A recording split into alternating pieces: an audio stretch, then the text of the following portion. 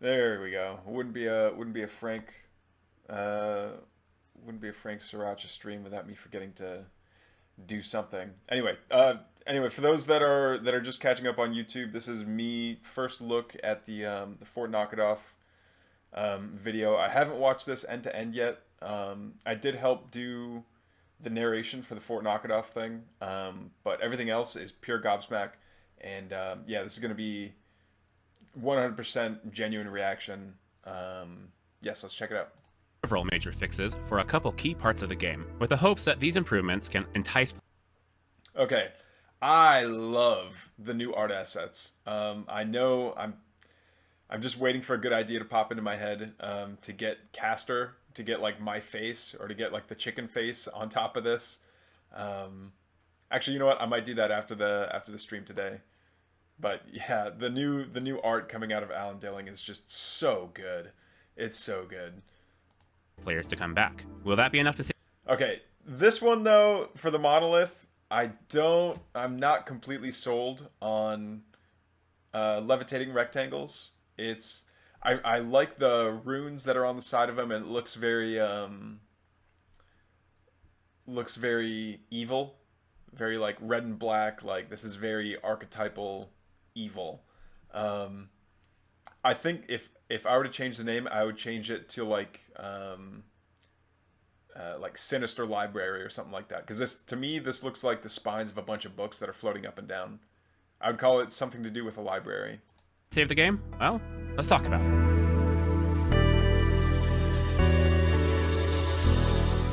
Stormgate needs Frost books. Giant is an indie studio made up of. You know what? Let me double check that the. Oh yeah, my voice is getting completely blown out here. Blizzard veterans who worked on some of the greatest real-time strategy titles ever, Warcraft 3 and StarCraft 2.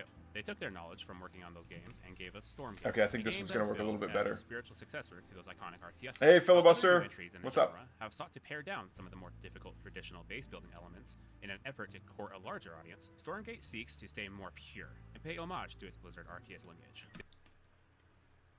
I think base building is almost mandatory for an RTS for me. I know Battle Aces does have base building kind of, but it's very like push the expand button, push the build your tech building button. I don't remember seeing any visual indicators on the buildings about whether or not those upgrade structures were constructed, but SimCity, in my mind, is mandatory in an RTS. If I can't choose the location for my buildings, I'm it's not fun for me personally. I'm not gonna categorically say it's like, oh, Battle Aces doesn't count as an RTS. It Anyway, gatekeeping sucks, but that's one of the reasons why like I'm kind of turned off from Battle Aces. Like there's no building placement. There's no doing clever tricks with like proxying and stuff like that. This is a mission statement that has earned the game a large following.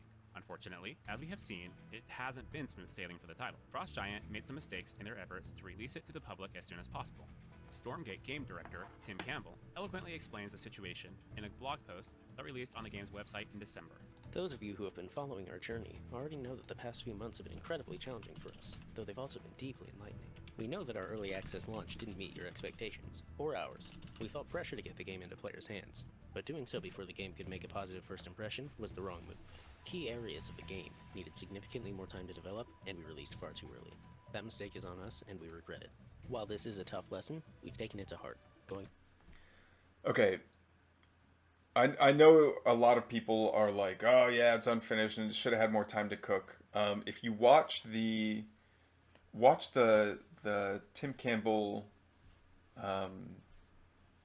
speech, I guess that he gives at that one conference in India about releasing too early, and he says that like they didn't want to release the game in like too early of a state, but because they're not at Blizzard and they don't have the cash fire hose that is World of Warcraft to fund them, like they had to meet a deadline and they had to release when they had to. And I think this apology may have been forced out of the community for something that was largely out of the control of Tim. Maybe. Again, I'm purely speculating. I'm just a guy with a microphone.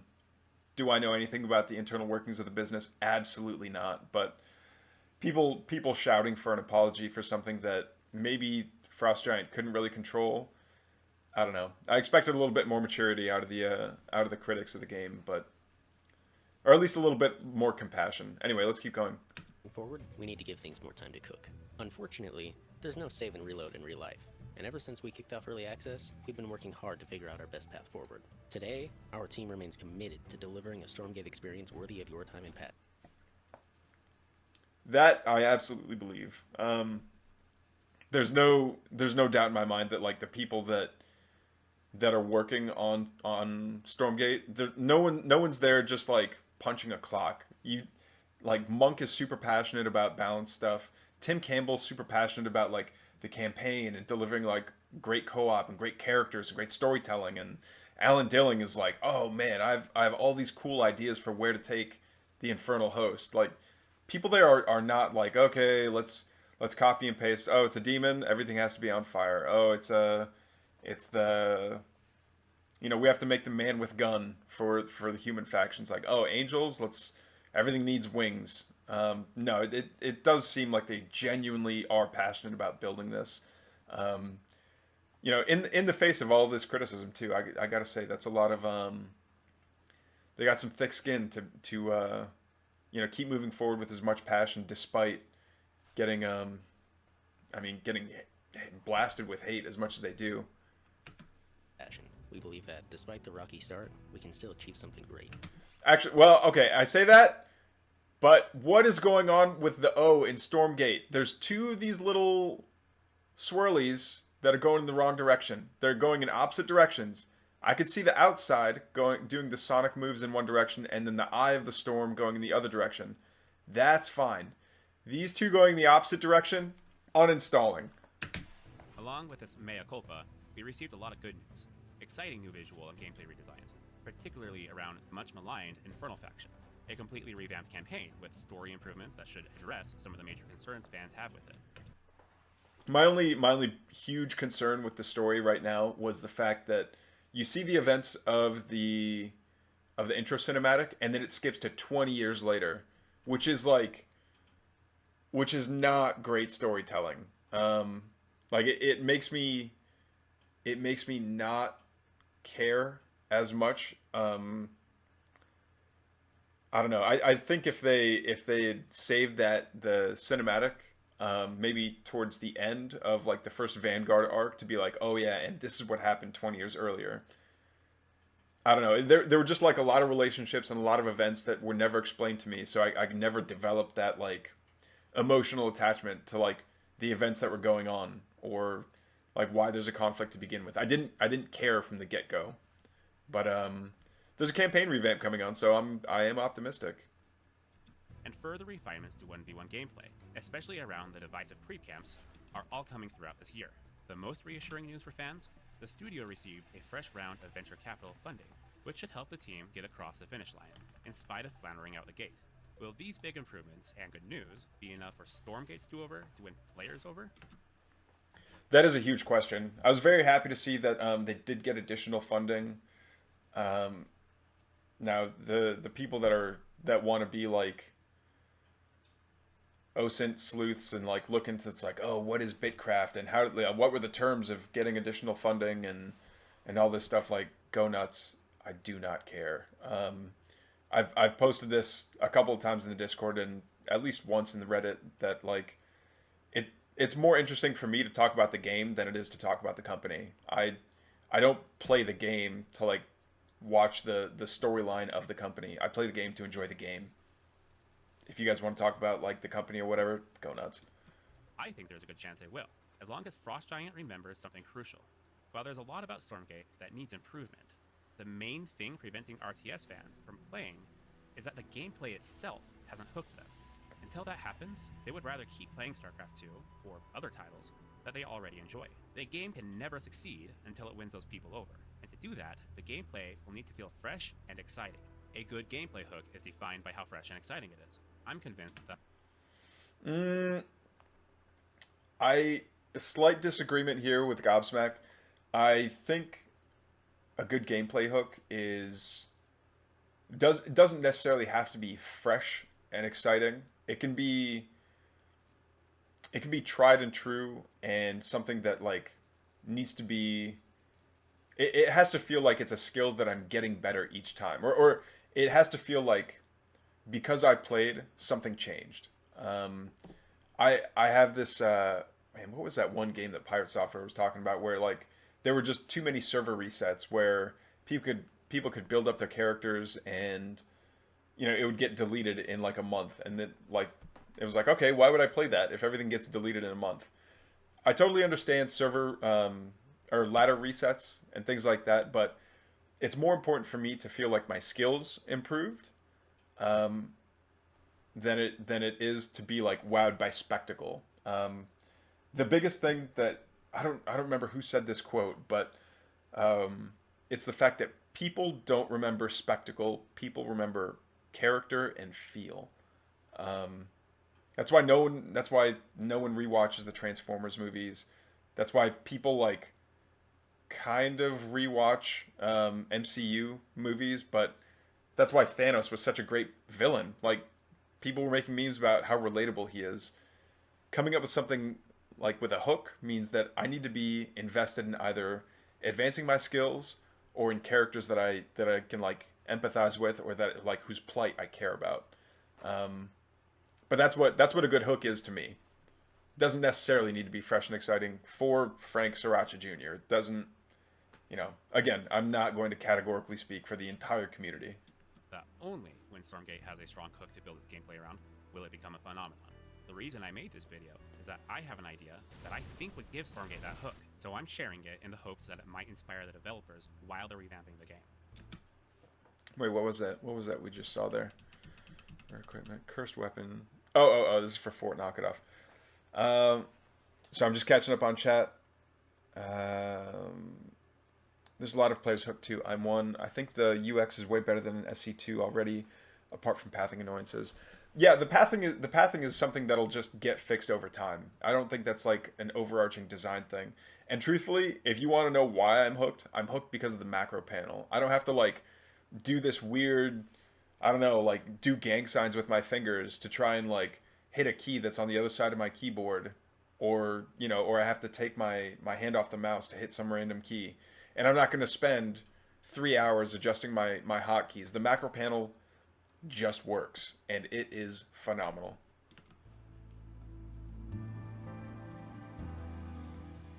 The developer of indie darling Crypto the Necrodancer, Brace Yourselves Games, put out a pair of videos back in 2020 explaining all about the different types of hooks, how to recognize them, how to use them, and more. The definitions and examples found I haven't seen this video yet, but I do want to check it out. within are so helpful that I want to use them here to help make my point. They're excellent watches though, and you should check them out after this video for way more detail on the concepts. To start, let's establish what a hook actually is. A hook is a concept. It's something about your game that gets stuck in people's heads. Examples of hooks are dating your weapons, unique ways That or dating Colonel Sanders in the KFC dating sim. I still haven't played through that yet, but I need to. of controlling time, a gun that shoots portals instead of bullets, or even a dungeon crawler where you move to the beat of the music. Yeah, hooks are the thing that I don't want to say they're necessarily what makes your game unique. You can have a hook that has been done before. That's why there's so many roguelites, just because they're like people enjoy that kind of progression. Then like you see people putting their own coat of paint on it, but I think all these unique features about these games are definitely like what makes them stand out. But would moving to the beat of a song in a video game make me want to play the game? It's like, yeah, it's kind of a cool little gimmick, but would it have its hook sunk in me? I'd have to play it to tell you truthfully, but just from the sound of it, we'll see.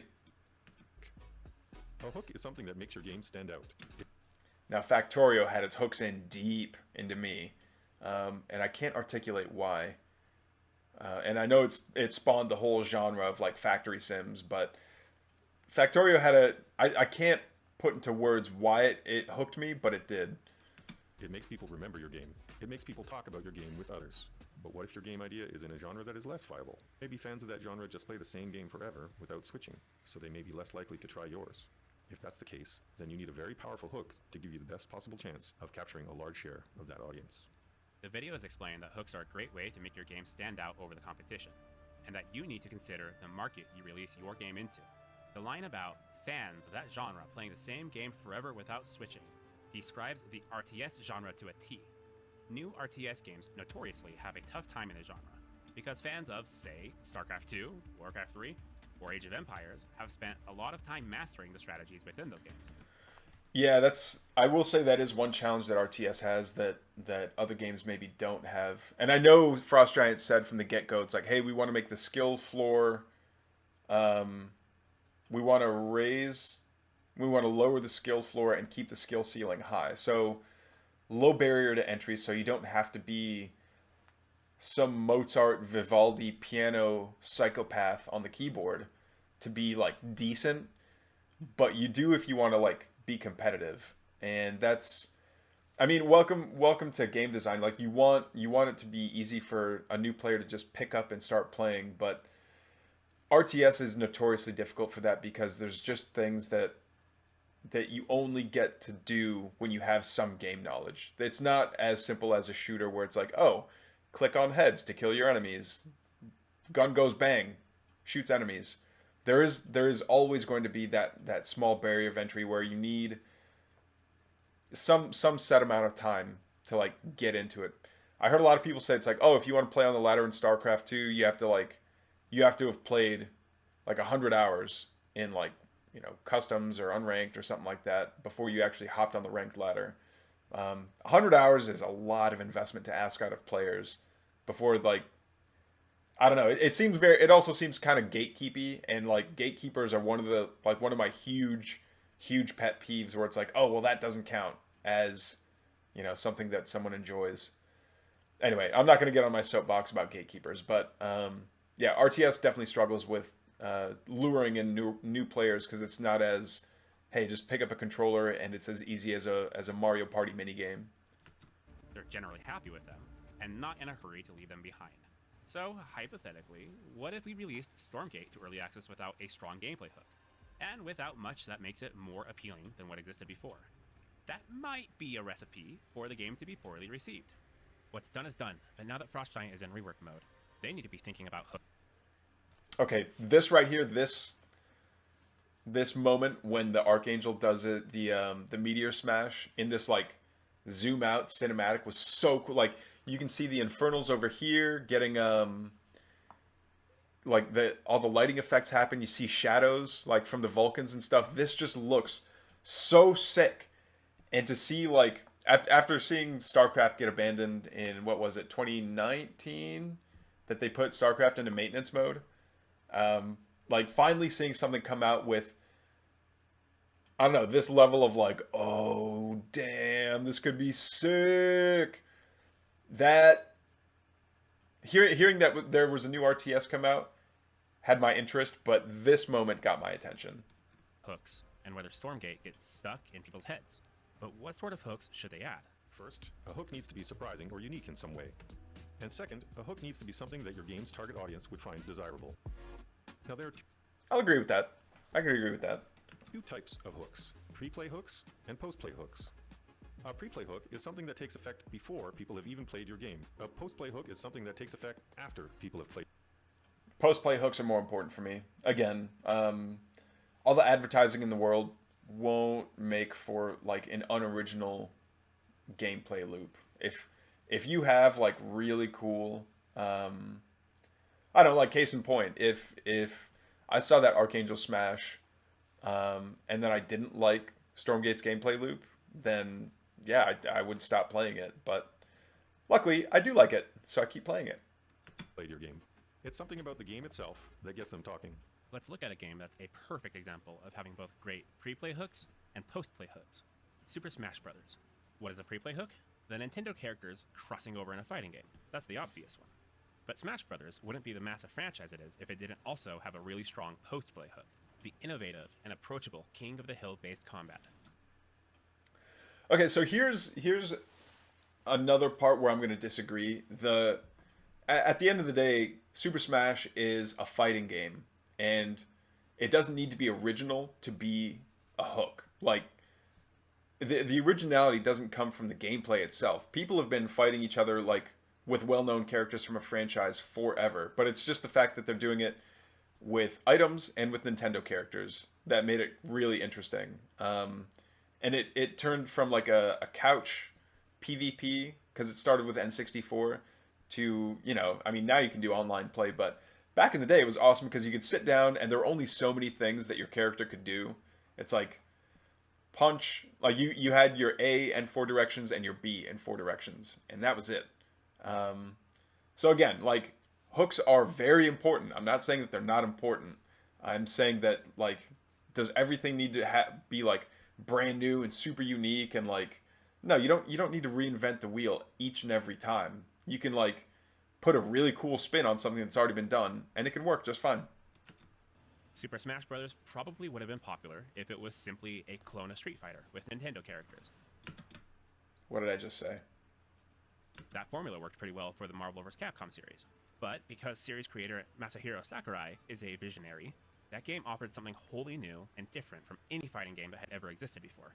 And that catapulted the series into becoming a flagship title for Nintendo. The pre-play hook made Smash Bros. Popular. The post-play hook made it legendary. Yes. Stormgate also has a very strong pre-play hook. It's the heir apparent to the Blizzard RTS throne. It promises a game like StarCraft 2, but with continued development. Frost Giant understands this well. It was one of the main drivers that helped them get funding. What a fantastic hook. It's a StarCraft like, but we won't abandon it. What a fantastic hook. I mean, I'm in. And is evident in the wild success of their Kickstarter and strong early access launch week numbers. StarCraft 2. By the way, continued development. Tychus's armor is one of the most underappreciated things in StarCraft 2 for me. Like all the little details on it. Frost Giant understands this. So yeah, there's 435. I don't think we ever learned what that is. Well, it was one of the main drivers that helped them get funding, and is evident in the wild success of their Kickstarter and strong. The little suck it down with his with the skull face there. He even has like I think he has kill markers somewhere on his armor, like as you pan up from his legs. He's got all these cool little like customizations to his armor, and the fact that it's like so nicely weathered, like the paint is chipped and it's his armor. It's not some random marine like he stepped into the foot pedals or whatever, and it's some random armor that drops down. It's like, no, that's Tychus's armor, and it's sick. Strong early access launch week numbers. Hell, it's about time. But a pre-play hook only helps a game get to the starting line. It will bring players in, but will it keep them playing? What if your game is free to play, and you need to keep players coming back for the long-term success of that game?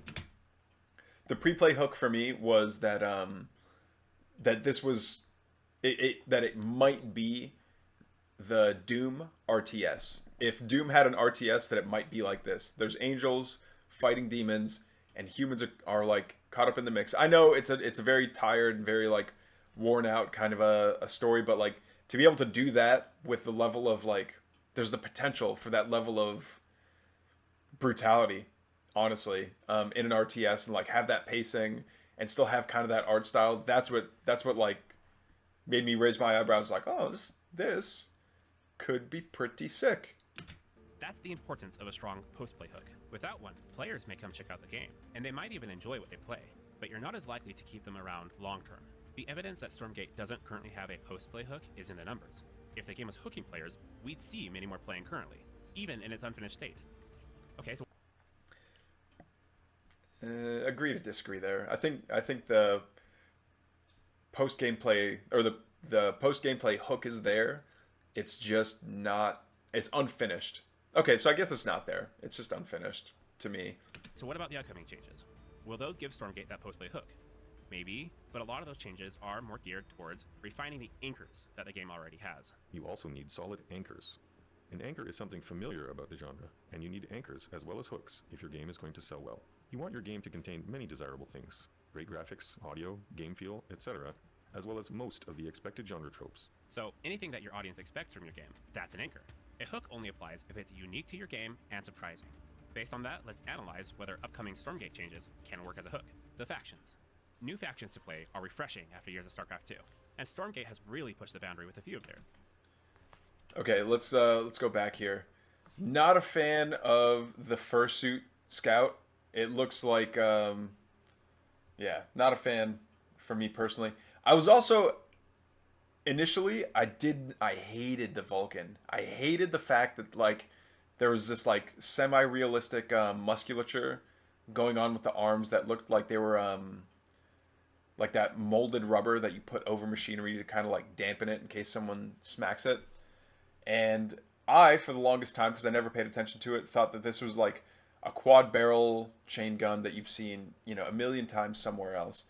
It has kind of grown on me. Like these little, I don't know what you call these little like anime antenna that have come out, that are out in the back. The fact that the pilot kind of sits squatted down. There's no head that looks like a transformer that's like sitting on top of it. It looks like something that you would actually sit down in. The Lancer, I think, is obviously very cool. I think melee weapons in sci-fi have some of the most badass potential. For the Atlas, I love the fact that it's very, when it deploys, it has like this almost gorilla looking anatomy type of thing. Like, tons of cool, unique stuff about Vanguard visually. Yeah, that I'm glad separates it from like, oh, we're gonna be the gritty cigar smoking space rednecks. It's like, no, this might actually be pretty cool and pretty different. Also, the mechs in this world have fingers, which is something else I have strong feelings about, but I'm getting distracted now. Few of theirs, particularly the Celestial Armada. However, because unique factions have become an expectation for a new RTS, I don't think you can make one surprising or unique enough.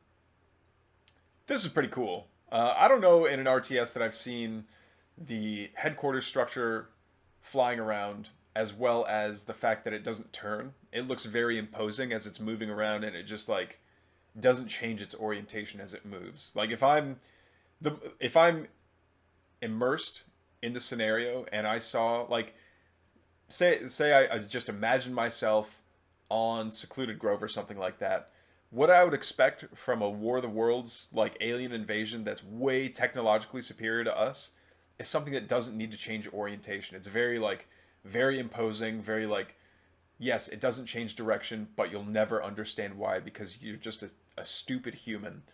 Like, it's very, I don't know, it makes it feel more advanced besides just like saying, hey, we're the technologically, it's not just something that I had to read. It's shown to me. That and the little golden halo that it gets as it gets upgraded is just like, and the building animations, I love it. I think they're freaking cool. Enough to count as the hook. That's why, although the new Infernal redesign is great, and Okay, here's more caster concept art. Again, I will need to put chickens on top of every single one of these heads. Don't let me forget. it's important, it's not a hook. It's simply bringing Infernal more Yeah, I'll do a reaction to the Alan Dilling stuff later. in line with player expectations, which makes it belong to the anchor category. Campaign. Thank goodness the campaign is being reworked. Yeah, I 200,000% agree here. The campaign was rough. I made this huge feedback post in the Discord about like, hey, thank you for including a campaign, but truthfully, I almost would have preferred if they just released 1v1 in co-op and then kept working on the campaign. Granted, they did get a lot of feedback releasing the campaign in the state that it's in, but I think people that don't want a story, no one wants to read a book that's in its first draft. You know, no one's going to buy a book that's in its first draft. In that same way, I don't want to play the campaign, which is, I mean, it's mostly a story delivery mechanism. I don't want to play the campaign if it's going to change and if there's a lot of things that still need to be worked on. Because I play for the story. Like, yeah, some of the missions are kind of cool for the challenge, but I play the campaign mostly to be told a good story. Like the fall of Arthas, the betrayal of Kerrigan, like all these really cool story arcs. yeah, that's why I play campaign. It was desperately needed. This still doesn't count as a hook for the same reason that new factions don't, however. It's another anchor that is important to get right, but it's not a new or unique feature. Team Okay, I'm gonna give a quick rundown about what I think the campaign should have been. The campaign, first 3 missions that are going to be free, available to everyone, shouldn't have been faction specific.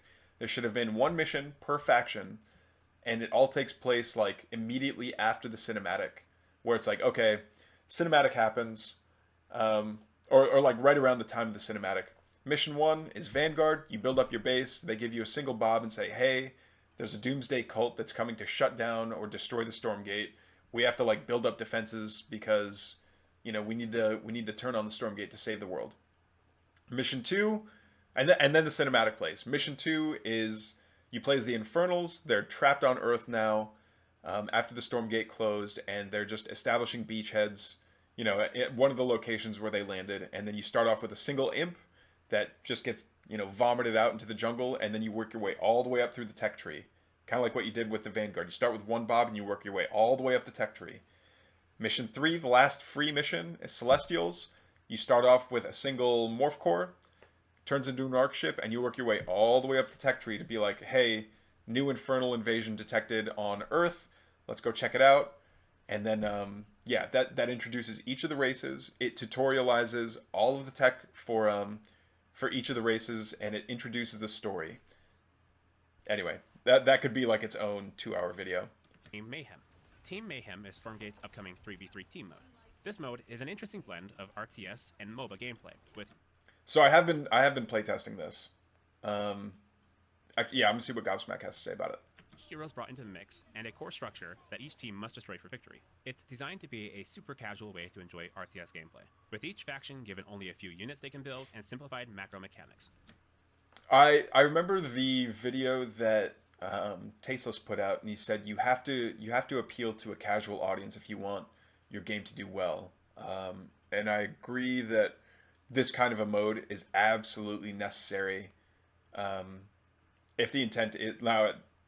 Long story short, I can't actually say anything about Team Mayhem. I can say that I am a playtester, and that's it. But I will say that adding a super casual mode is something that RTS has been missing for a long time. Co-op was kind of that Band-Aid for StarCraft. And I say Band-Aid, but it ended up expanding into this like its own huge separate game mode, and I loved it. So it'll be interesting to see what Team Mayhem turns into. I think more than anybody else, Frost Giant themselves consider this to be Stormgate's hook. In one of his answers in the December Ask Me Anything, Tim Campbell said this when asked about cool or innovative ideas coming to Stormgate. I'm particularly excited about our upcoming 3v3 team. This is not Tim Campbell's voice, by the way, if you guys couldn't tell.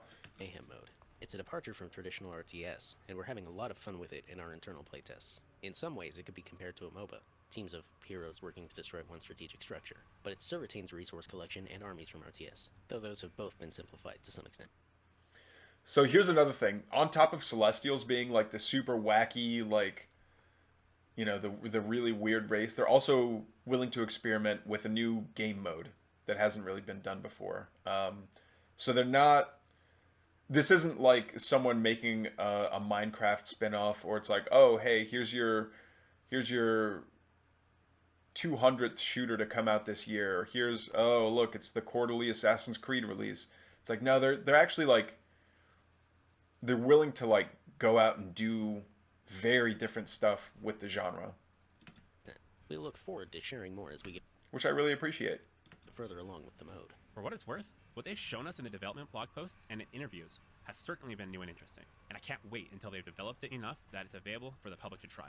So yes, Team Mayhem is surprising and unique, and it's something that can help Stormgate stand out. Those are the qualities of a good hook, assuming it lives up to the hype. So why don't I think this counts? Team Mayhem is only one of the core modes available in Stormgate, but there are also modes for 1v1, co-op, campaign, and eventually custom games thanks to the map editor. If only one of those modes is surprising and unique, I'm not convinced it will be enough to keep people playing long term. You need all of the game modes to be interesting enough so that a player can try out new game modes and still enjoy themselves, even if it's not their preferred way to play. Yes and no. I agree that you want players to be able to go into any of the game modes, but I agree with Atano that 1v1, if you're going to hop on the 1v1 ladder, I don't know that there's such thing as hopping on a ranked ladder casually. If you're there to compete, you're there to compete. And it does attract a certain personality type. And if you're not the kind of person that like is okay with losing games in 1v1, if the pain of losing is greater than the joy of winning, then maybe 1v1's not for you. Like that's literally why I quit League of Legends in 2014, 2015. I was having less fun. I was having more anti-fun when I lost than I had fun when I won. So I just quit. But having different modes out there for the people that, you know, don't want to play sweaty spaghetti 1v1 is awesome. But I don't think that every game mode should be for everybody. Additionally, any competitive community that may be drawn to this game is more likely to gravitate towards a mode that has a deeper pool of strategies and tactics available. And with a paring down a team... Yeah, absolutely agree. If you don't have good depth to a game, it's just going to be Pac-Man. Like, there's zero depth to Pac-Man, and people don't want to just play the A move RTS. It's just not fun. Now, granted, you don't want to make things artificially difficult either. You don't want to have things that are there that are just like busy work. Like I think that units that have an ability, units that can't function without an ability, should have that ability included with them, without having to research it. Case in point, Kree. You can't have slow Kree the same way you can't have slow Zealots. Like, you get it. I think that Kree should start with rollout, but they should just be, you know, make them cost 10 more Luminite each or something like that. Because, like, you're going to get rollout. You just are. Have that included as, like, attacks with the Kree. Or find some way to, like, give it to them automatically and then balance that out. Because having it as an upgrade right now is just busy work. Like, everyone will get it. People that play Protoss will get Zealot legs. Anyway. In Mayhem, that's unlikely to be a mode they'd take very seriously. For those reasons, any post-play hook strong enough to make a difference for Stormgate will have to be one that is more fundamental and affects it across multiple, if not all the modes. Stormgate's big promise to be the most social... The most social RTS ever is a very interesting way to... It's quite a big promise to deliver on. How do you measure, what's the gauge for the socialness of an RTS? I didn't quite understand that. I get that, you know, they want people to talk about Stormgate and to, like, be able to play with each other, and have it be like a community. And we do have a pretty cool community so far. But what does it mean to be the most social? I'm not sure that it's something that is as linear as, like, more or less social than something else. RTS ever. Frost Giant likes to talk a lot about their aspirations of making Stormgate the most social RTS ever. It's important to remember this isn't a hook, but instead a design pillar that helps them as they add new features to the game. Think of it as a North Star for them to follow. Being more social can't be a hook, because a game can't be social. So in the chat, we've got being able to join and spectate any live games. That is a cool feature. I never hopped into any, like, random live games just to watch them. If it was, like, randoms that were laddering. If it was someone that I followed, maybe I might. But I think there's got to be more to it than just being able to spectate any game you want. I think there's a lot of potential there for tournaments and stuff. Like, if you want to spectate tournaments from within the client, that would be super sick. But yeah, we'll see what happens. If it doesn't retain players. Creep camps. Unlike StarCraft 2, Stormgate features creep camps scattered throughout the map that you can attack for bonuses. These are inspired by the creeps found in Warcraft 3, but have a slightly different gameplay role. In both games, they are a useful way to get your army and your attention away from your base and onto the map. I think Beowulf and Artosis had good takes on this. The creep camps should be on the way. It shouldn't be something that you have to go out of your way to do. I think they are, because right now no one's, like, after they capture a creep camp, no one guards them.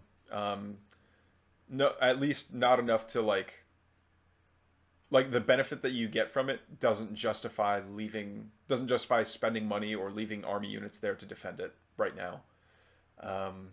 So to remedy that, putting them more in a central location, kind of like what Ruination has, where like, hey, you're going to be passing by this anyway, so you might catch your opponent getting on it, and you're just constantly going to have more vision on your camp. I like camps. I think they do need to be repositioned. And the last thing I'll say about camps right now is that you don't need one of each on a map. Like, pick and choose which camps you want on a map. What is different is that in Warcraft 3, they were a tool to get experience and items for your hero units. Here, they function similar to the Xel'Naga watchtowers in StarCraft 2. They're capture points that give you a specific bonus that you can compete with your opponent over. Except in Stormgate, there's also a lump sum monetary purpose to seek these points out. Because this mechanic is not featured in StarCraft 2, I can see someone making the argument that creep camps are a new hook for Stormgate.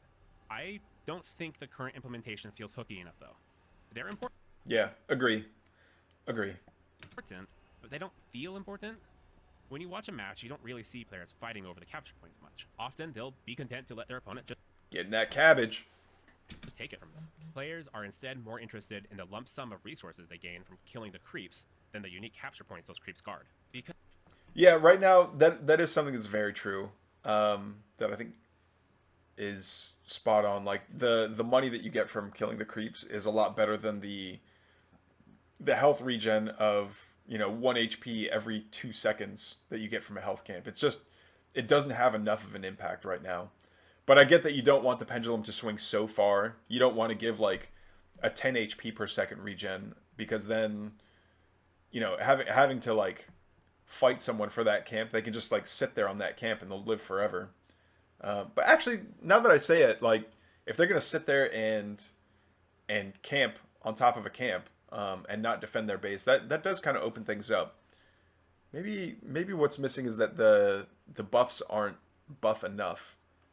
And you know what? I'll take that one step further. Sorry, I know I said I'd stop talking about it, but make separate camps that have no buff, that are just there for the money, and have varying levels of that 1 through 5. No buff, just money, just Therium or whatever. There's a lot of cool things that you can do with creep camps that we're brainstorming about, like raising and lowering a drawbridge, or like opening up different paths on the map, or regrowing trees or something like that. Like there's a lot of really cool things that you can do with creep camps. But yeah, looking forward to see where they take it. Because those resources are crucial to build orders, the way that creeps work right now feels more like a chore than an exciting wrinkle added to the game. I think that's the opposite of a hook. Fortunately, the team agrees with this, and are bringing changes to creep camps soon. In that same December Ask Me Anything, Tim Campbell explained how the team is looking to modify creeps. We have a few general goals for creeps, but they basically boil down to making them more spiky and less of a chore. Make creeps be less economic. Okay, I agree with more spiky and less of a chore. Again, make the rewards for them not just monetary. Like I think for a buff, still keep a little bit of money for killing those for killing the monsters.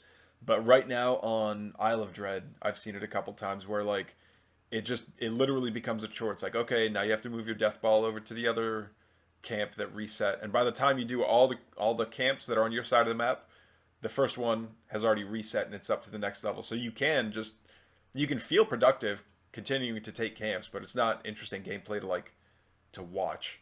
And I primarily cast, so that's my 2 cents anyway. Focused, so that they can be more of a player choice than a requirement. Yes. Make their benefits more immediate, exciting, and varied. Yes. Tying them to map features. Reduce the number of camps on each map. Tim, yes. Present. Continue to refine their placement, so that they pull players towards centralized conflicts, rather than towards empty map edges. I think that if they nail those changes, creeps can actually play a big role in giving Stormgate its hook. But they'll have to design the creeps to be really fun. What I don't want in Stormgate, at least not in competitive 1v1, is roaming creeps. That's a little bit too much RNG. I do kind of like the idea of hostile creep camps, and maybe make those like the just the money reward.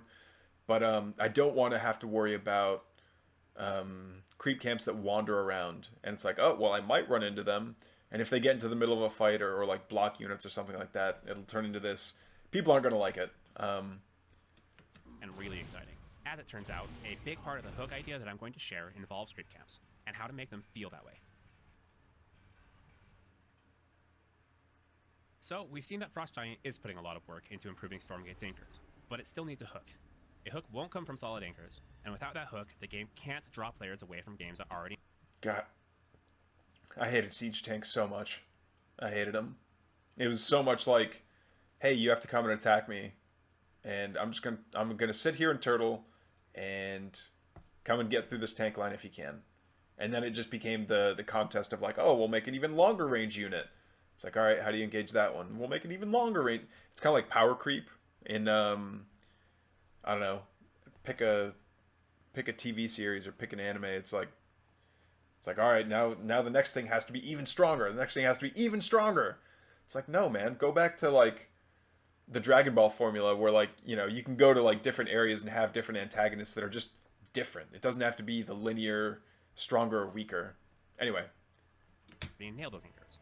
Including new and unique elements is required to make Stormgate stand out from previous Blizzard RTS entries. The game can still feel like a part of that lineage, while feeling like it's evolving beyond it. It will come as a result of establishing a design pillar that states, top to bottom, we need to build a game around an idea that isn't present in StarCraft 2 or Warcraft 3, and that idea needs to be incredibly fun. this, you know what, I'm going to screenshot this. This is the thumbnail, because I could not agree more. Stand by. The changes that Frost Giant are making right now can be part of bringing that hook together, but they are not the hook itself. Okay, enough preamble. Let's get into my idea and why I think... Maybe capture point creeps shouldn't respawn, while also adding creep camps that respawn gradually but have no control point. I don't like that. You need a timer on capture points to reset them, just so that they're not free. That and the fact that they scale up in difficulty after they respawn is also nice, just because it costs more army health.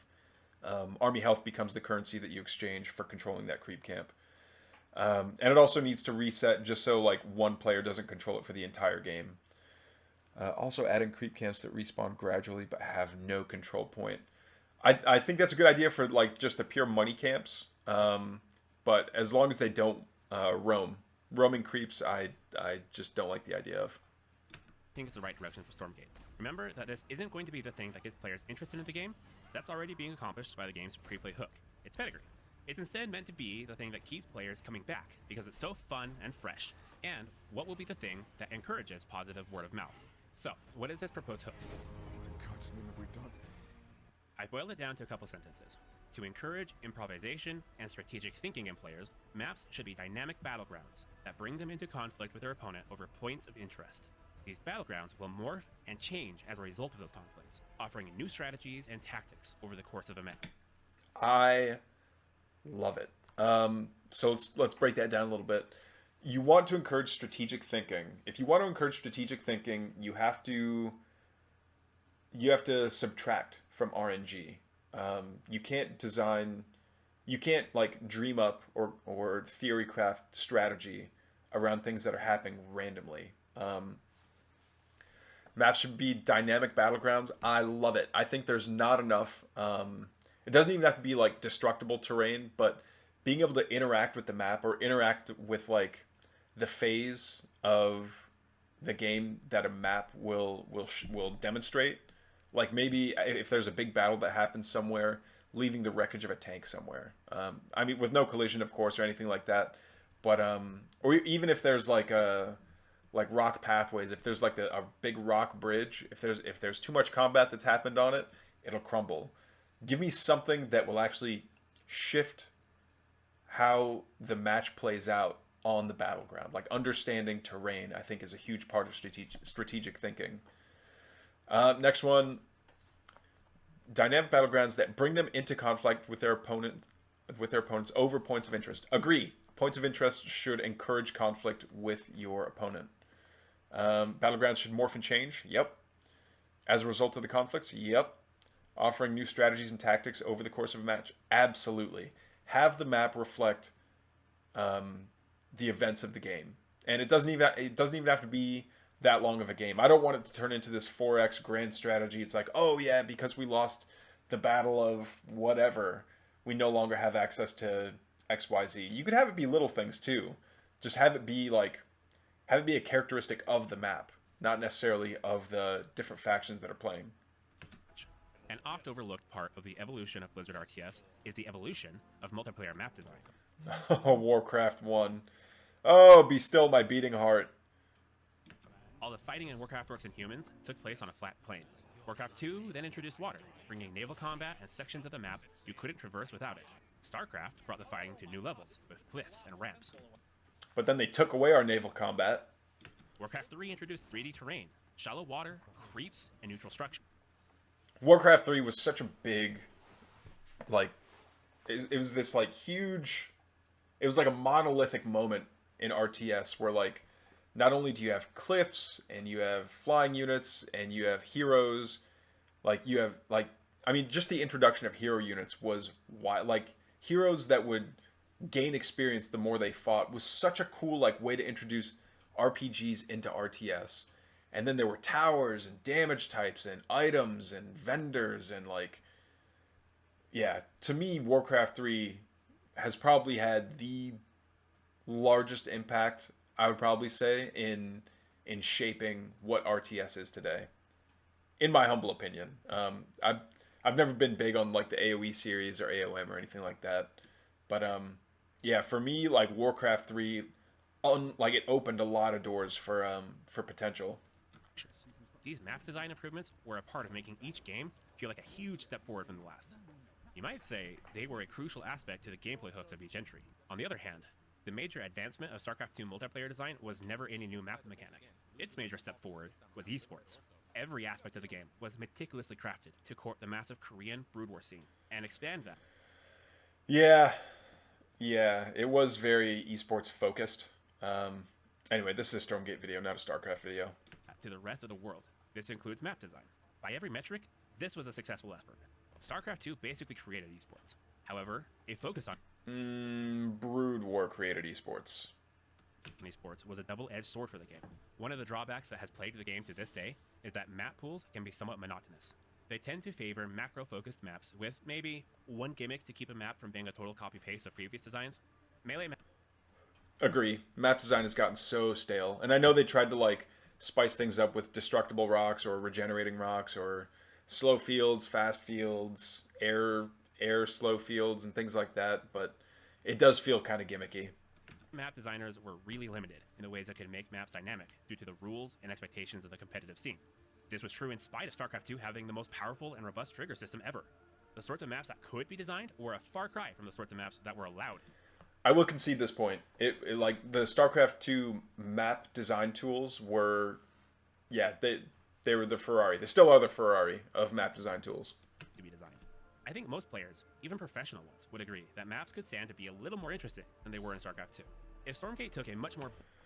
They will be eventually, I think. We don't have to worry about... I think the tools just don't exist to make them as interesting as StarCraft II maps exist yet. I think that's coming. We've already seen, like, sneak peeks of Yedit, the Frost Giant map editor. It's like Yeti and Yedit. But anyway, bold approach to map design, that would be a huge factor in making it feel like a real advancement from the previous game. This is one of those moments where I agree map design needs to be more interesting, and I know that releasing the custom map maker would be a huge step forward in giving the community a say in what we find to be interesting maps. But I don't want it to have the same reception that the other game modes had. Like, I want Yedit to be released in such a fashion or in such a state of quality that people can actually have the tools to crank out the style of maps that we want. And also saying, like, another aside, sorry, another tangent, but saying, like, oh, be more creative, get more, like, make things better design. I've seen those comments in the community. This isn't something Gobsmack said. This is something that I've seen around. It's like, oh, just make it better. It's like, what kind of feedback is that? Anyway, I understand you want better maps, but some more specific feedback is always better. Imagine being able to trigger events on the map, like raising a drawbridge, thus cutting off a route in the map, or enabling specific creep camps, or even replenishing resources in an. Boom. What did I say earlier? And I promise I haven't watched this yet. This is my first time like going through the video. And by the way, Sylvanas pre undead inning, I think was a much cooler character than after emo Sylvanas. Expansion. Maps would still be carefully curated for their competitiveness. They would simply be allowed to have more fun ideas involved. They would be living things that change based on the actions of the players. What? Yes! Gobsmack.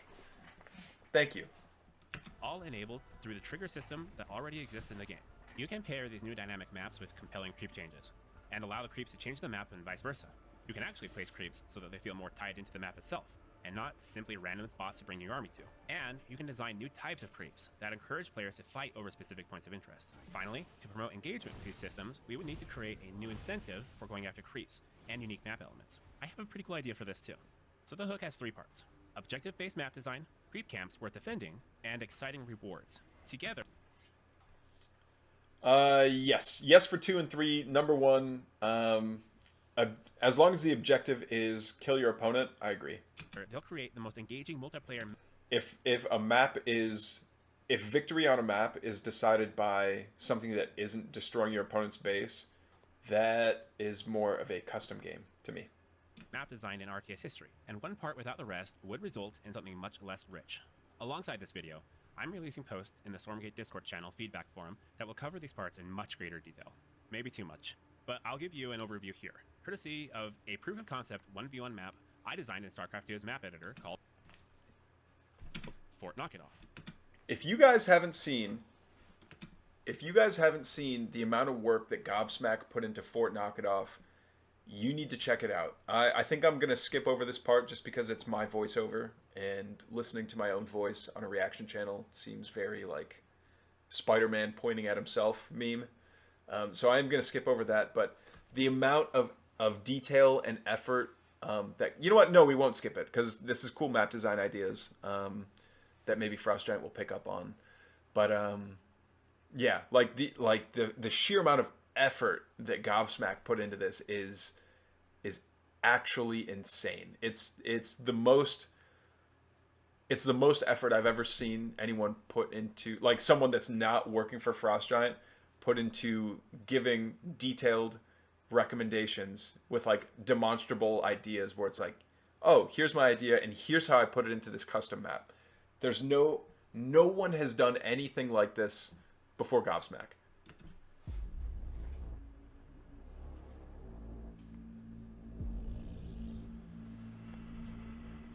This head-to-head map takes place at a military base that was established at the highest elevation point of a city, until the city flooded during the Brink. Now it's become a beachhead for you as you fight for control of its powerful weaponry. Luminite nodes and Therium ores support 9 bases that you must compete with your opponent for. One of those bases contains rich deposits of Luminite and Therium, making it extra valuable. But not only does its central position between you and the opponent make attempting to secure it a risky play, it's also being guarded fiercely by a powerful Resource Guardian camp drawn to its energy output.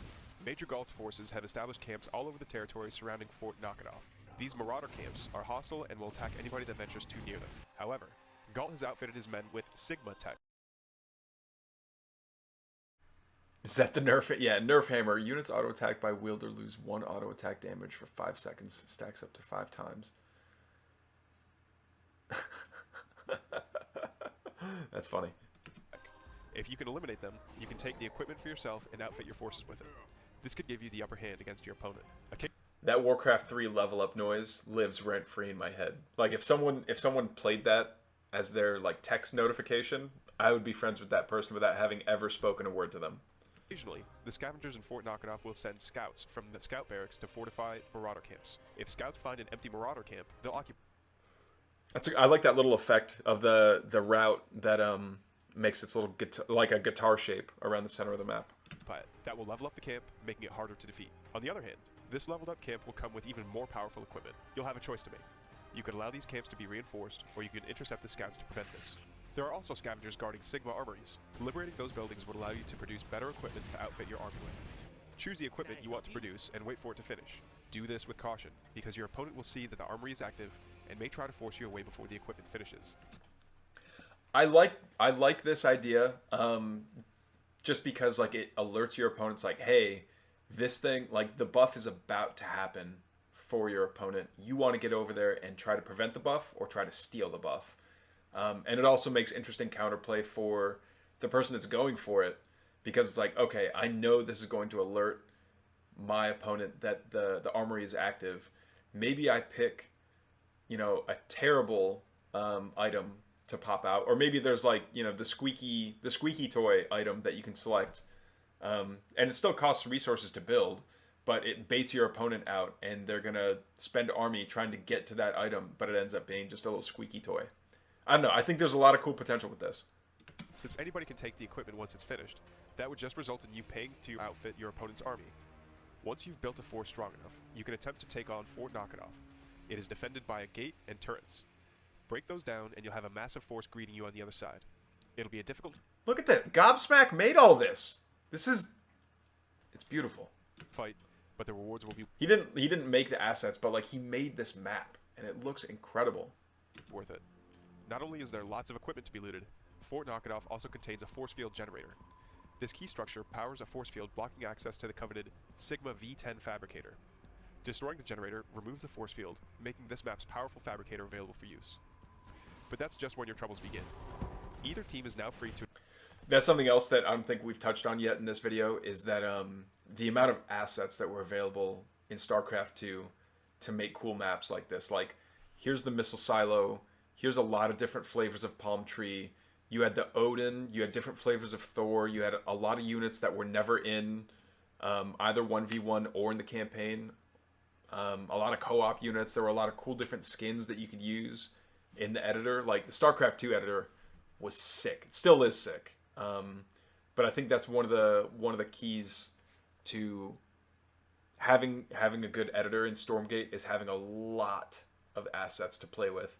And I know it's not a magic switch where it's like, oh, let me just wave my magic create asset wand. I know it takes time to build these things up, but that's one of the things that made the SC2 editor great.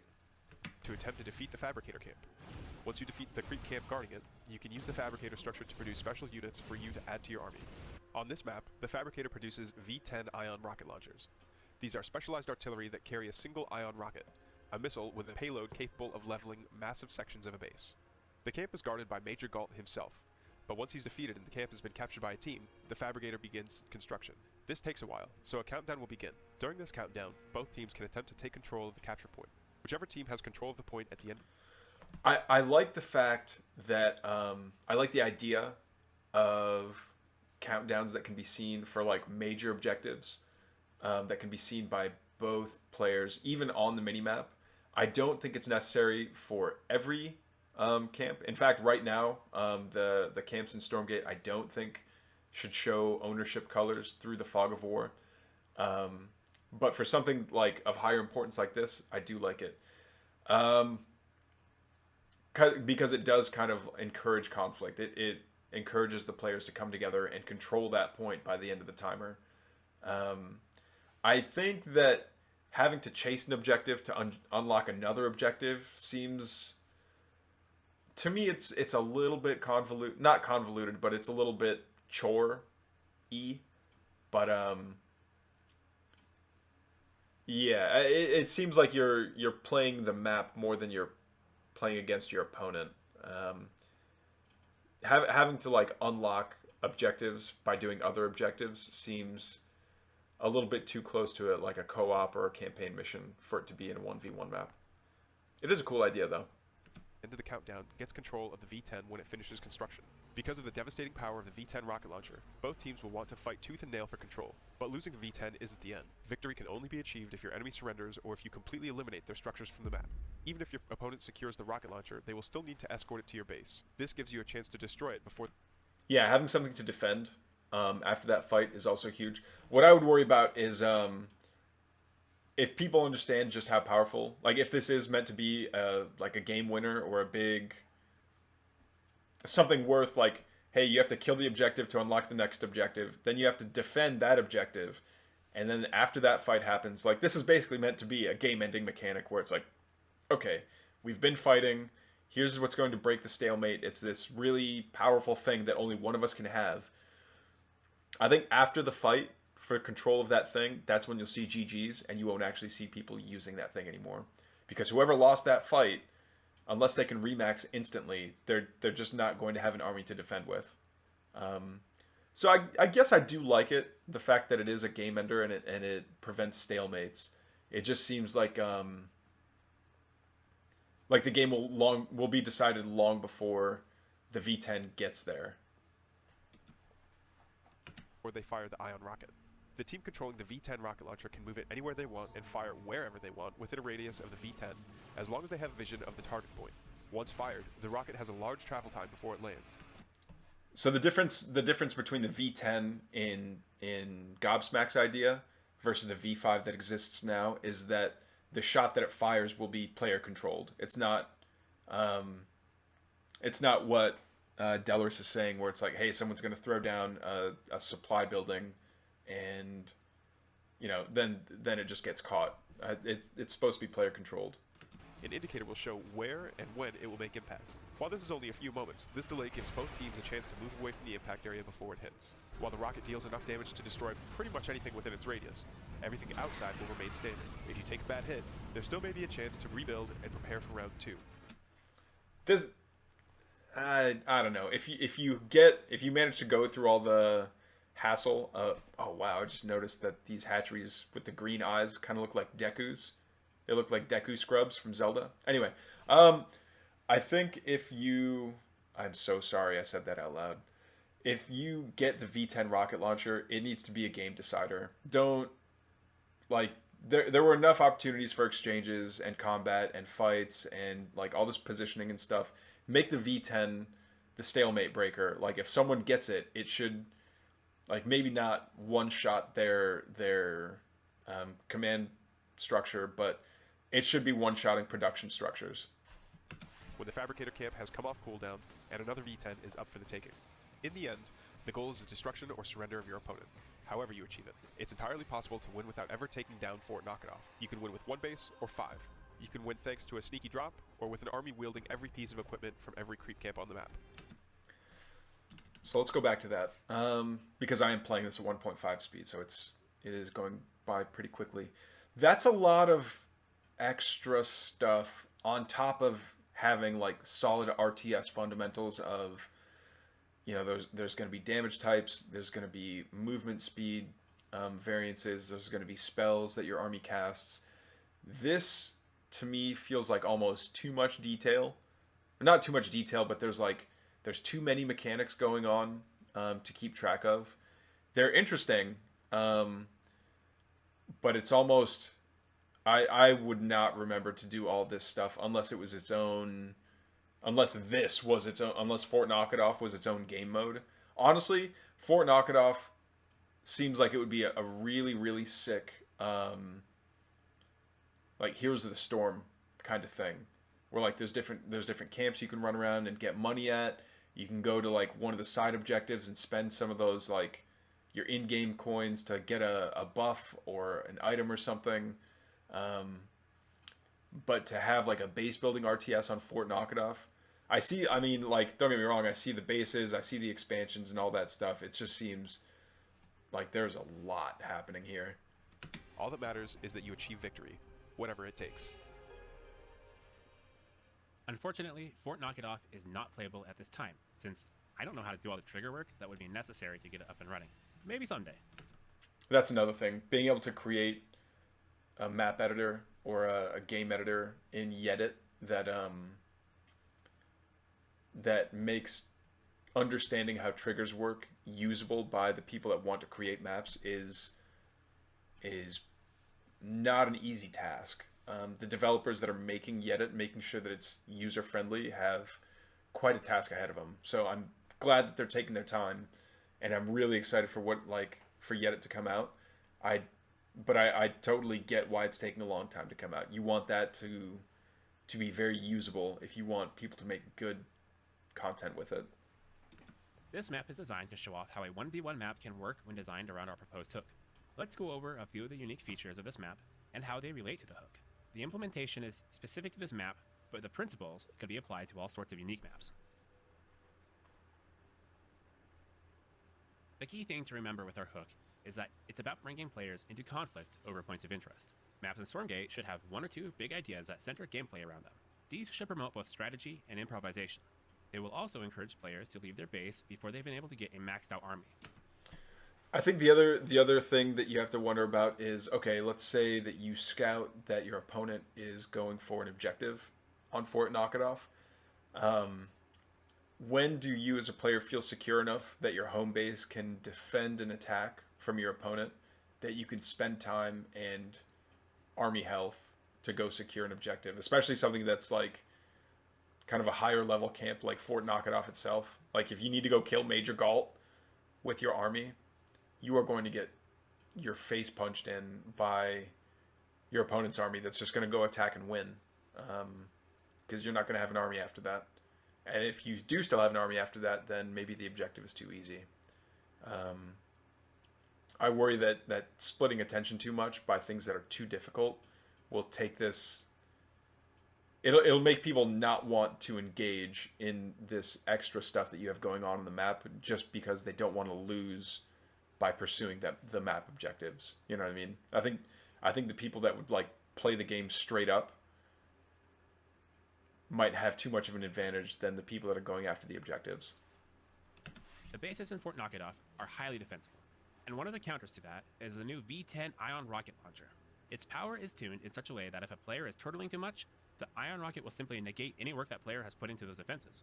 But to ensure the game-ending power isn't available right away, that camp is locked behind a trigger. The eponymous Fort Nokitoff is a powerful fortress that contains a key structure within it. I'm really excited by the prospect of using triggers to make competitive maps more dynamic. Still, as fun as triggers are, and as creative as they let map designers get, I also understand that there is some value in a degree of standardization.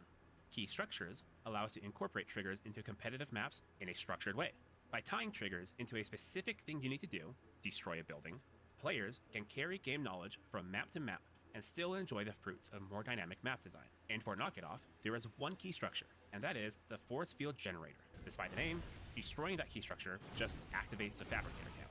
That trigger is simple, but it has a massive effect on the state of a match because of how impactful the fabricator is on that map. I think it's a wonderful example of how these various systems can tie together to create something much greater than the sum of their parts. In my proof of concept, I have added several new types of creep camps, but the changes don't end there. I've pretty much completely revamped the creep camp system entirely. The amount of detail that goes into all these changes would not fit in the video, so here's a highlight reel. Creep camp. Yeah, by the way, the amount of effort that Gobsmack put into documenting all this, if you go to his feedback thread in the Discord, I'll link to it down in the description of the YouTube video. But the amount of detail and the amount of work, again, that Gobsmack put into this is really impressive. If you want to get down in the weeds and wonder, like, oh, well, what about this unit or whatever, like, odds are Gobsmack has addressed it in his documentation. And, you know, that's actually one of the things that I wish we would see more of is, like, good documentation about personal projects like this. Camp difficulty is reworked to follow a geometric difficulty curve rather than linear. And map designers can designate any creep camp start at any difficulty level. Some camps, Marauder and Resource Guardian camps, don't respawn, so they can be a temporary presence, and then the late game can center around few more powerful camps. Creep types are decoupled from camp types. This encourages integrating the creeps into the map design. Also, instead of buffing creeps, higher difficulty camps will simply have more powerful or higher numbers of creeps. Resource bounties are lower across the board, but they scale along with camp difficulty. Camps take longer to respawn at higher difficulty levels. Again, they follow a geometric progression. Additionally, I propose a slight change to faction economy to account for creep camps giving less resources. Worker training time is decreased for all factions. Bobs will take 15 seconds to build, and amp charge cooldowns will match. Prisms will take about 25 seconds.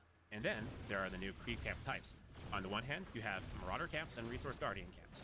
These are temporary and aren't meant to bring you into conflict with your opponent. They instead delay you from claiming an expansion.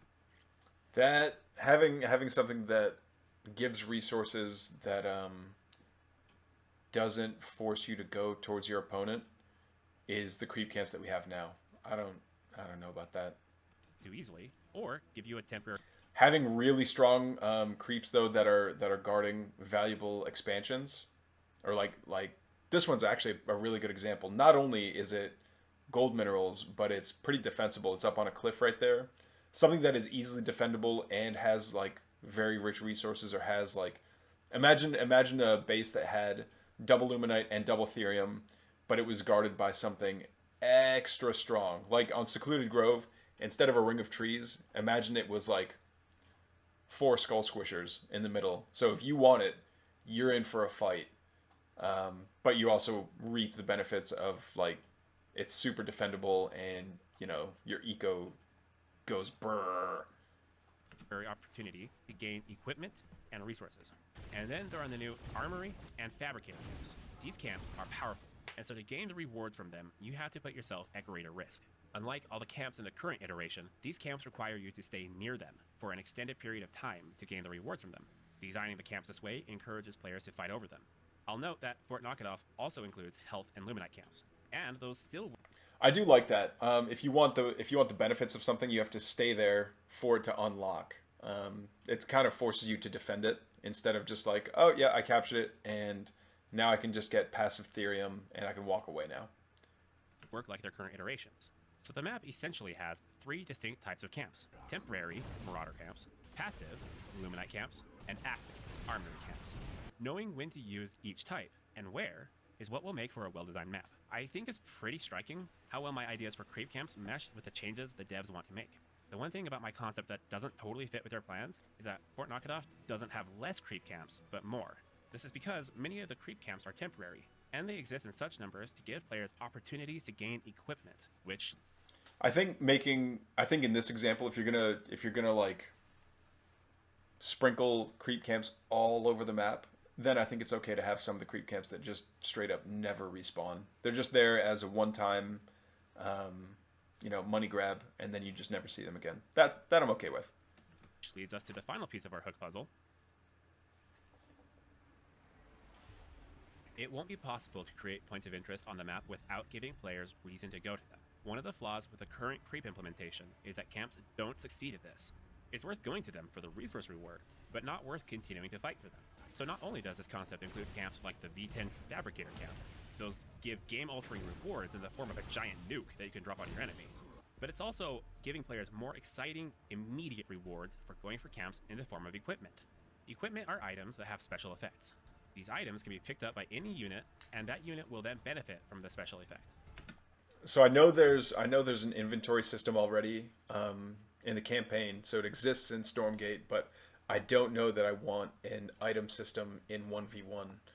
If you get a buff, I think it should just be like an AoE buff to the units that are around it, or give like a short, 5-second countdown to get all your units in a circle that you want to receive that buff, and then have them move on.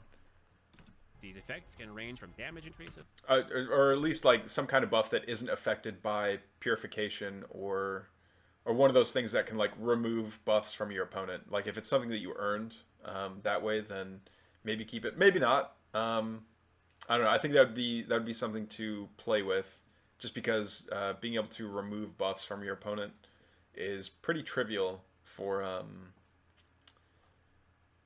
some. to increase health, to auras that benefit units around the wielder. Any unit can hold equipment, but they can only hold one at a time. Additionally, equipment is permanent and cannot be removed. Once a unit dies, that equipment attached to them is destroyed.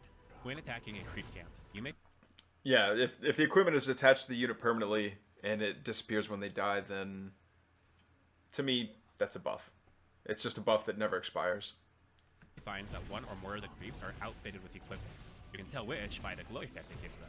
The creep holding the equipment will benefit from its special effects and be extra difficult to defeat, but they'll drop it when they die. Gaining that equipment is one of the major purposes of attacking creep camps. Each piece of equipment is assigned a rarity. The more rare a piece of equipment is, the more powerful the bonuses it gives are. Yeah, once we start getting into the complexity of like drops of equipment drops, I think that's a little bit too close to Warcraft 3's equipment system, where it's like, all right, we're getting a little bit too much into the RPG aspect and maybe getting away from the RTS aspect. But I do like that it does encourage both players to come together and like actually fight over that territory and fight over those factories or whatever they're called. This rarity is associated with the difficulty levels of creep camps. Because a player could have dozens of units with equipment on them, it is necessary to limit the complexity that equipment can introduce. Because of this, equipment will only ever have passive effects. That might be a stat boost, or an effect that triggers when you attack, or when you take damage, etc. I like that. I get some equipment wants to be used as an active ability, but if it's not like a health potion or a mana potion, I'm never going to remember to use it. I'm really excited about this feature, and have come up with several ideas for equipment already. Here are a few of them. Shoulder pads. Reduce incoming damage by 5%. Sharp Steel. Ranged auto attacks deal 25% damage to units in a line behind the target. And melee auto attacks cleave, dealing 25% damage to the units next to the target. Survivor Spirit. Wielder has an aura that gives allied units in a radius around them plus 10% attack speed if the wielder is below 50% health. Holy Armor. Invulnerable for 1 second while taking damage. Effect has a 20-second cooldown. Cursed Weapon. Units that die within 1 second of taking damage from the wielder of this equipment become a zombie. Zombies attack both teams and lose 100% health over 10 seconds. Vampire Rune. Add 10% of the target's HP to your attack damage. Heal for 5% of the target's HP. Irradiated Metal. Dealing damage to a unit 3 times causes them to deal area of effect damage to all units touching them for 5 seconds. Rocket Boots. Plus 300% movement speed for 0.5 seconds when moving from a standstill. Chicken Suit. Wielder is magic. Whoa, whoa, whoa, whoa, whoa. What is this one? Wielder is magically transformed into the form of a chicken when moving for 3 seconds. They transform back when auto-attacking or stopping. This has no other effect. I actually kind of like this. But if you wanted to make it like a sneak thing, if you wanted to disguise... I think that would actually be kind of a sick way to like disguise your units as a critter. And like, hey, your unit can still move around the map and scout as a critter, but the moment they attack, they get revealed. Magically transformed into the form of a chicken when moving for 3 seconds. They transform back when auto-attacking or stopping. This has no other effect. Momentous Rune. Wielder is unstoppable. They cannot be slowed, stunned, lashed, or otherwise debuffed in any way. Polymorph Rune. Polymorph a unit for 4 seconds when they take damage from Wielder. Effect has a 10-second cooldown. That would be super annoying. Sacrificial Rune. All remaining allied corpses in a radius around Wielder are resurrected when the Wielder dies. Legendary Spirit. Wielder has an aura that gives allied units in a radius around them stealth at the cost of 50% movement speed. I think that equipment is a fascinating system, and will really reward player skills. It will bring new dynamics to battles, new motivation to take creep camps, and new opportunities to make strategic choices during the course of a game. I think this is one of the major mechanics that would set Stormgate apart from its predecessors. StarCraft didn't even have items, and items only worked on heroes in Warcraft 3.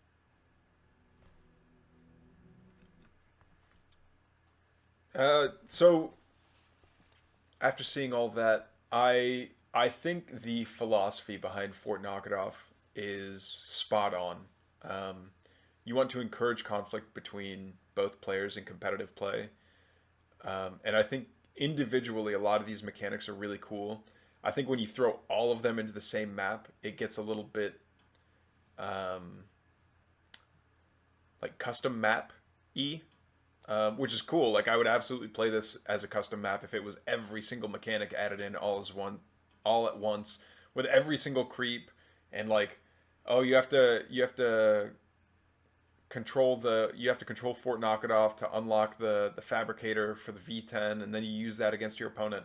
That would be sick in a custom game. For competitive play, I think this is it might be getting a little bit too much depth. I think it's adding a lot of depth when RTS is already a very like, you have to have a lot of game knowledge to begin with to just control your army.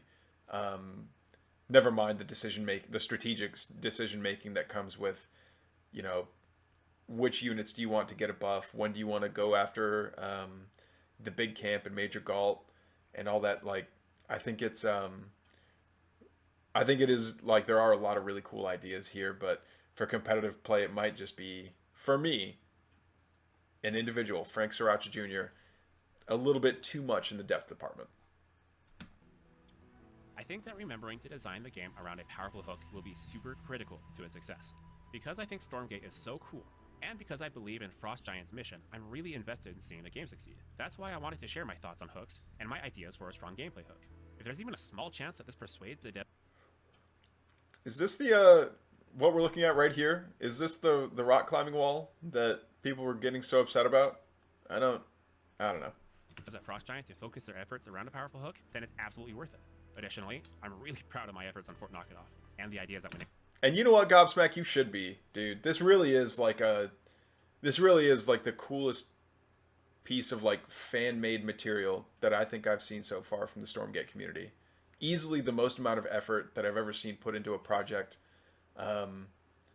You know, just as a fan of an early access title so far. Like, this really is impressive, dude. Into it. I think all those ideas would serve the game really well. Fort Nokitoff is a 1v1. Dude, put this on your resume. Like, not even kidding around. But like, if you want to get into game design, throw this on your resume. Map, but this hook could be brought into all the game modes. Equipment would naturally fit in co-op and Team Mayhem. There's already an item system in the campaign. These more focused maps with more interesting creep camps will benefit Stormgate at every level. If Frost Giant decides not to go in this direction, my intention is to turn... Yeah, well, that's the Google Doc for Fort Nokitoff. So like I said, if you want detail and you want proof that this guy is like really he's really devoted a lot of brain cycles into like thinking out Fort Nokitoff, check out his notes. He's not half-assing this. Turn this into a proper custom map as soon as I get the chance. But I think they should go in this direction. I've shown how it's already totally aligned with some of the ideas they have for improving 1v1, and it would bring such new and exciting elements to the game. I hope they agree.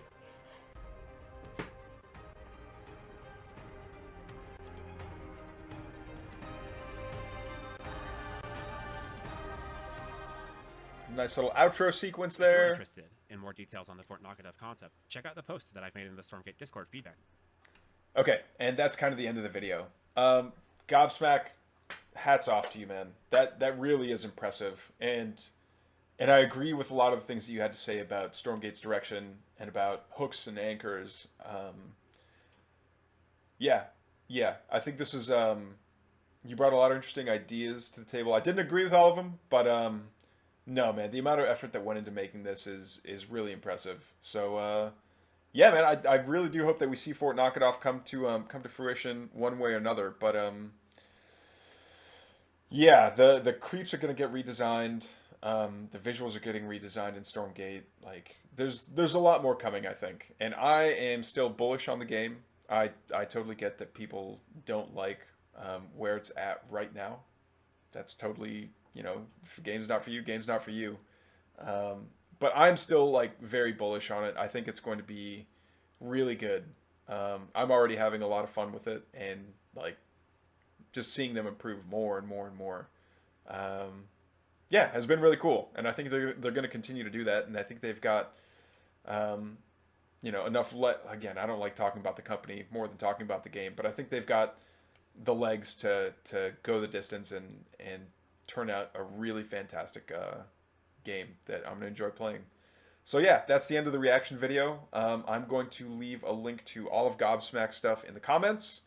Or not in the comments, in the description. Sorry, I'm a terrible YouTuber. But yeah, thanks for checking this out. Later.